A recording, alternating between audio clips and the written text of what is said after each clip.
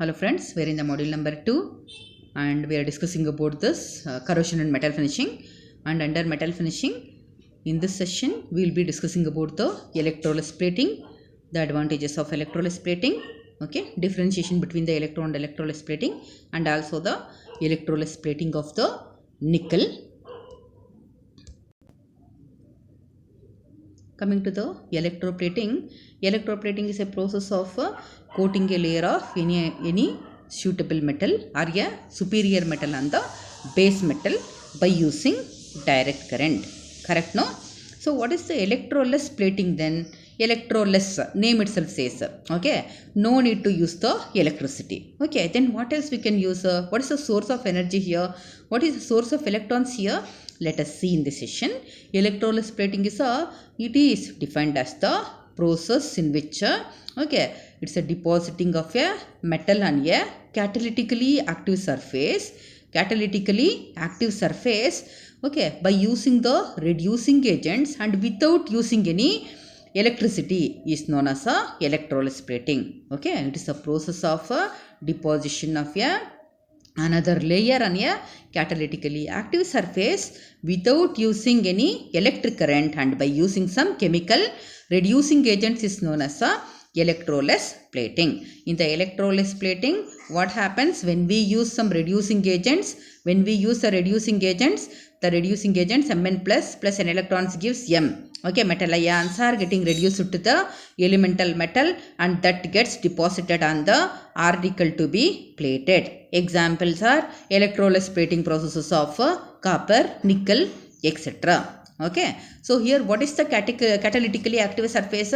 In the case of electroplating, we used to give the pre-treatment, right? Okay, we will be cleaning the substrate with organic solvent, acid, okay, sandblasting, and finally polishing, right? In the case of electroless plating, as we are not using the electric current, the process will be going very slowly. Then how to activate it?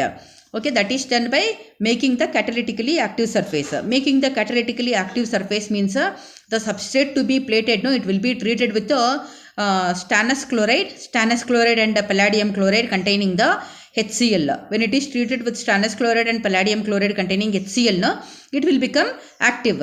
Okay, until the reaction is beginning here, this coated layer will be acting as a catalyst. Okay, and once one layer is coated on the surface of the substrate, that coated layer will start acting as a catalyst to promote the reaction. That's why the electroless plating processes are called as a catalytically active surfaces. Catalytically active. Okay, they will be initiating or they will be promoting the reactions which are also called autocatalytic redox reactions. Okay, and they are also called as catalytically active surfaces because they promote the rate of the reaction until one layer is formed. Once one layer is coated, that layer will be acting as a catalyst to promote the reaction because we are not using any source of the electric current. This layer only will be acting as a catalyst to fasten the rate of the reactions. Okay, I think it's clear. You must write the definition in the same way. It should not be changed. Okay, you have to use the standard words. It's a process of depositing a thin layer of any suitable metal on a catalytically active surface by using a reducing agent and without using any electric supply. Fine, it's called as a electroless plating. And what are all the advantages of the electroless plating? The advantages are use of electricity is not required. Okay, you don't have to use any electric current. In the case of the electroplating, we can plate only in the conductors, right? In the case of electroless plating, anything like semiconductors, so insulators, glass, plastics, anything can be plated by using this electroless plating. And even small parts of machineries can be plated uniformly. Okay, and no levelers are required here because here the throwing power will be very good. When the throwing power is very good, no need to use the levelers. Okay, generally the electroless plating baths will be having a very good throwing power. Okay, throwing power is what is throwing power? Throwing power is the ability of the plating bath to give a thin and uniform coating on all over the surface of the article, irrespective of the shape of the object. Whatever the shape of the object you will take, okay, when the throwing power is good, you will be getting a thin and uniform coating on all over the surface of the object to be plated. Okay, and compared to the electroplating process, electrolysis plating coatings will be generally harder. Fine. And then let us see the difference between the electroplating and electrolysis plating. Okay, this is one of the important question. Okay, the question asked here will be what is electrolysis plating, what are the advantages. Okay, or they will ask like what is electrolysis plating, differentiate electro and electrolysis plating. Okay, easily you can score marks, it's very easy to remember. Okay, so you know the definition for electrolysis plating and you know the advantages of electrolysis plating also. Okay, you just compare. Okay, it is very easy to. Okay, let us see what are the differences between the electroplating and electrolysis plating. Okay, the driving force in the case of the electroplating is a current, direct current we are using, right? At the same in the case of the electrolysis plating is a, it's autocatalytic redox reaction. Okay, autocatalytic redox reaction without using any electric current.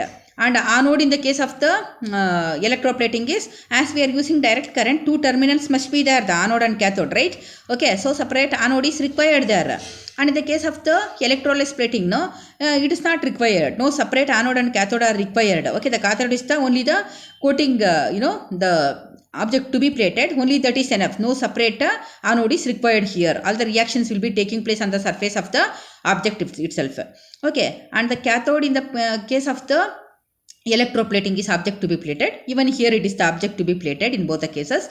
And the reducing agent here are in the case of electroplating, electrons from direct current. Okay, in the case of the electrolysis plating, it is by using the chemical reducing agent substances. Okay, the chemical reagents are supplying the electrons here. And coming to the throwing power, it is the ability of the plating bath to give a thin and uniform coating. It is less in the case of electroplating, and throwing power is very good in the case of electrolysis plating. Okay, and applicability is electroplating can be applicable only to the conductors. Okay, and in the case of the electrolysis plating, it can be coated on anything, any substance, conductors, non-conductors, insulators, plastics, anything can be plated well by using this electrolysis plating. This is the differentiation of the electro and electrolysis plating process. Okay friends, next topic is electroplating of nickel. Okay, so in the process of electroplating of nickel, the metal substrate that is to be plated, no, it's degreased. Okay, and by using any organic solvent, okay, like hot alkali treatment followed by pickling, which removes the scales and hardly adhered impurities. Okay, non-metallic objects, no, if we are using the non-metallic objects to plate, no, they should be dipped in a stannous chloride and palladium chloride mixture containing a HCl so that the surface will become active. Okay, please do remember friends, in the case of insulators and non-conductors, when we dip the substrate in a mixture containing stannous chloride and palladium chloride containing HCl, the surface will become activated. Okay, then only it will be start acting as a autocatalytic redox reaction and it will become a catalytically active surface.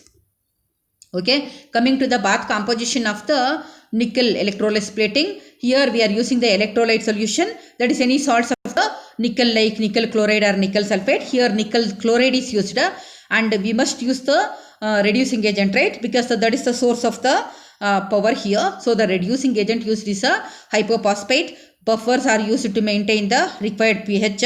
So here we are using acetate buffer to maintain the pH of around 4 to 5. Okay, and here the complexing agents are used.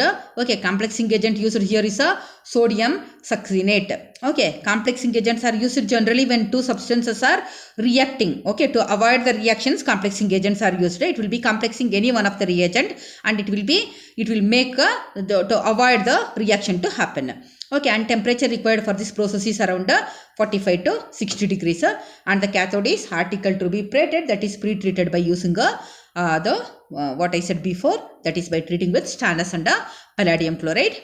And the reactions that are taking place here in the case of the nickel electrolysis plating are H3PO2 will be there, it reacts with water to form H3PO3 plus hydrogen ions with electrons.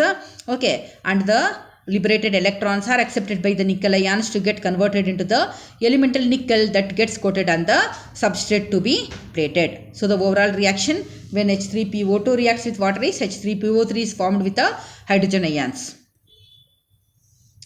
Okay, and both the reactions are taking place on the surface of the substrate itself. Okay, as there is liberation of the H plus ions in the process, the pH tends to decrease. Okay, so that will be maintained by adding a suitable buffer solutions. As there is a release of H plus ions in the reaction in this process of nickel plating. Okay, when H plus ions are released, what will happen? The pH will be reduced. So to maintain the constant required pH of 4 to 5, suitable buffer solutions are used here. Fine. So this is the end of the nickel plating process. So electrolysis plating of nickel is over. Next session we will be meeting with the electrolysis plating of copper on PCB. Until then, thank you.